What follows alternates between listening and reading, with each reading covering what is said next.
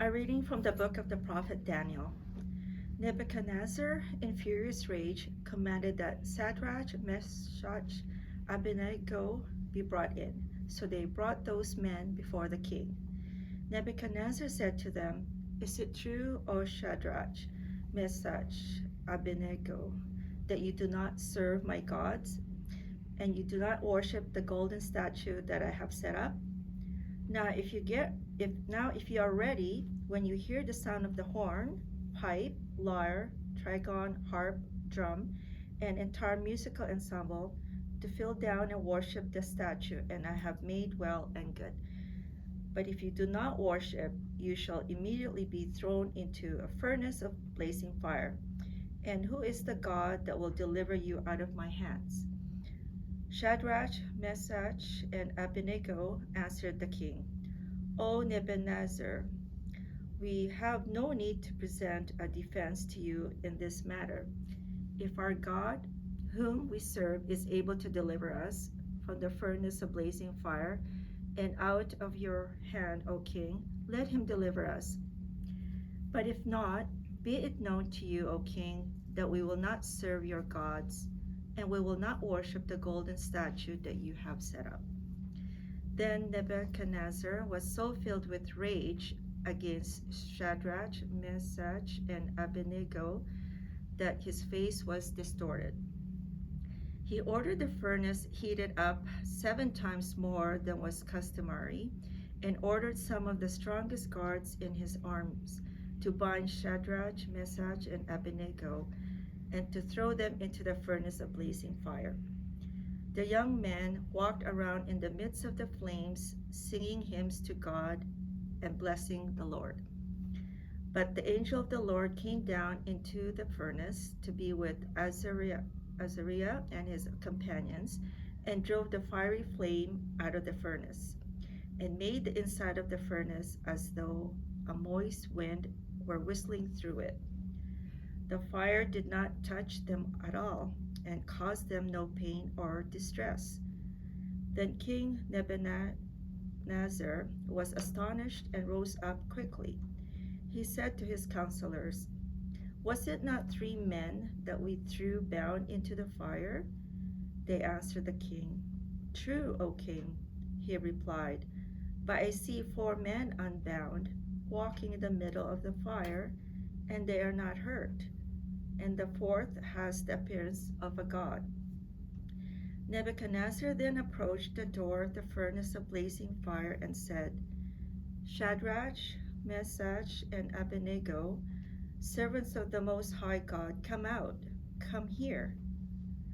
So Shadrach, Meshach, and Abednego came out from the fire, and the satraps, the prefects, the governors, and the king's counselors gathered together, and saw that the fire had not had any power over the bodies of those men.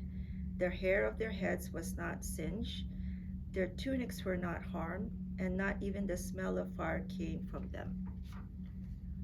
Nebuchadnezzar said, "Blessed be the God of Shadrach, Meshach, and Abednego, who has sent his angel and delivered his servants who trusted in him. They disobeyed the king's command and yielded up their bodies rather than serve and worship any god except their own God." The word of the Lord. Thanks be to God.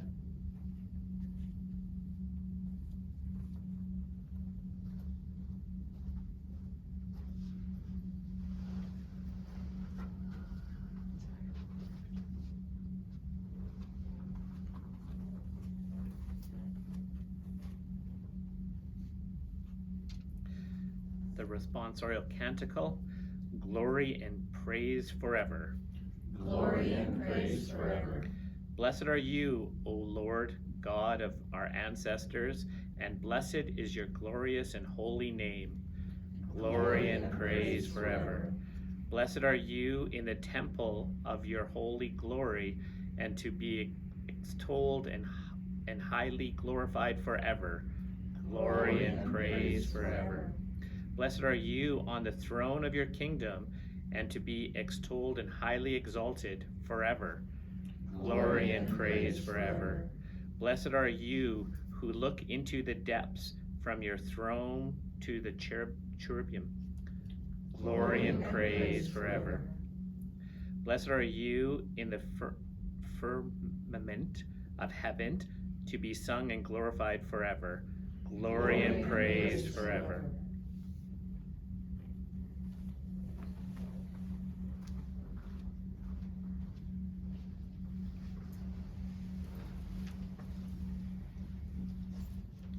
The Lord be with you. And with your spirit.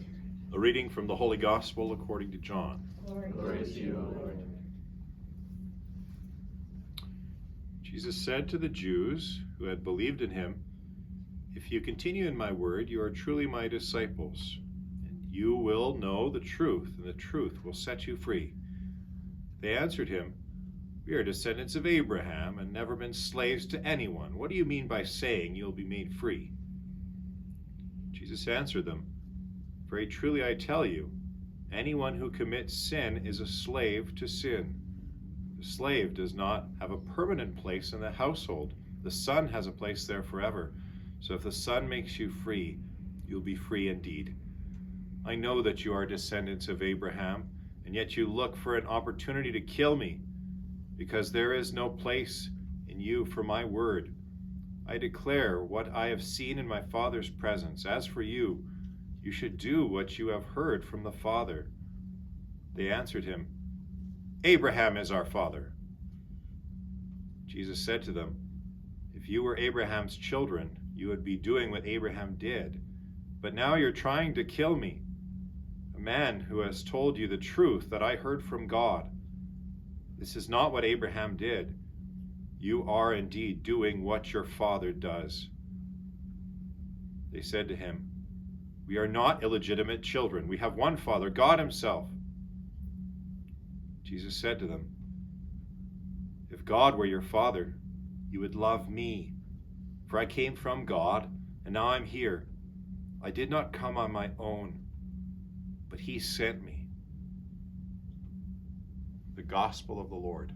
Praise to you, Lord Jesus Christ.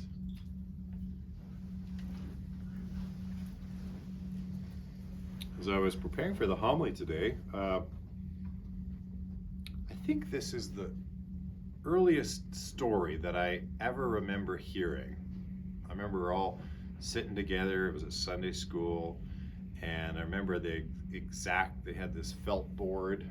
Can't remember the name of it exactly, but you'd stick Bible characters on this felt board and tell the kids this story. And I must have been 4 or 5 years old, about hearing about Shadrach, Meshach, and Abednego and how God saves them. And we have this canticle today. Normally we'd have a psalm, but the canticle is actually what the 3 young men say in the furnace. So who are these people? Well, likely they're anywhere from sort of 13 to 16 years old. They've been thrown into this furnace. They're children, they're teenagers. But all that they can do, it's kind of like Mary at the Magnificat. All they can do, even though they hear sort of terrible news, the world, of course, would think this is terrible news, right? From the vantage point of Mary, that you're going to have a son, and the angel Gabriel doesn't go and explain it to all the other people. The son's from the Holy Spirit. And so they think the worst things about Mary, right? And nevertheless, though, she can't stop praising God. "My soul doth magnify the Lord." And same with Shadrach, Meshach, and Abednego. In their youth, very much like the Blessed Virgin Mary, only praising God in the furnace. Now, of course, the reason for these readings is that we're in the midst of Passiontide. Everything is covered. Everything is desolation. And it's meant to show us that in the darkest parts of our life, just as Jesus is, we hear, how frank they are to him in the gospel, how offensive they are to the Son of God. "Abraham is our father. We're not illegitimate children. What do you mean by saying you will be made free?" This continual sort of being mad at Jesus, and he sees right through them. He repeats it actually 3 times in the gospel, and our translation here again doesn't do its justification. It's literally, "You want to murder me. and he repeats it over and over. He sees into their heart how frustrated they are at him simply for following God, simply for following their Father, but who should be their Father. But of course, our answer is in the responsorial canticle here, what was prayed by those three young men who are not worshiping and bowing down to the golden statue.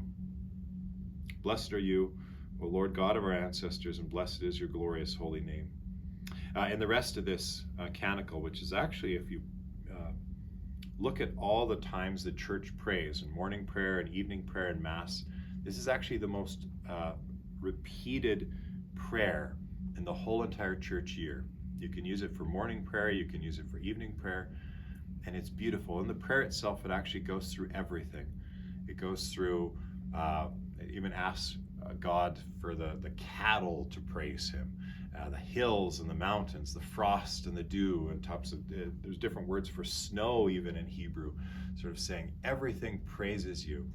And the idea, of course, is in the midst of the furnace, in the midst of the passiontides of our life, as we follow God, as we exert our effort in Catholic education, that in the end, everything has to bow down to God.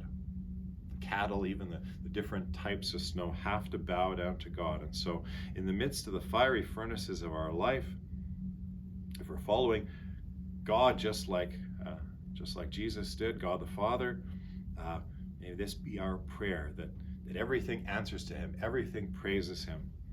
And of course we hear what happens in the fiery furnace. Not even a hair on their head is singed. And there's somebody in the middle of the furnace. I remember that little felt Jesus coming up to the board.